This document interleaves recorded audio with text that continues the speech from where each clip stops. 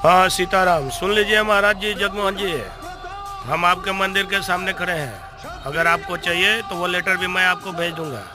अब मैं जानता हूँ कि आप देखते हैं हमें, फिर भी विश्वास नहीं होता है कि आप मानोगे या नहीं मानोगे। मैं भेज देता हूँ और हमें हटाने की अनुमति आपके पास नहीं होगी, ये याद रखिएगा। जब सबूत का बात आया है तो हमें हटाने का अनुमति आपके पास नहीं होगी।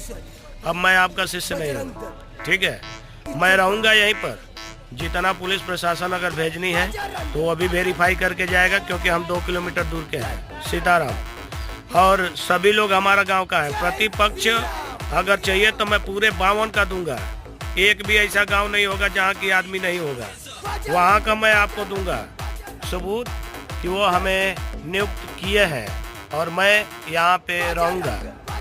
इसलिए आप जहाँ पे हैं वहाँ पे आराम से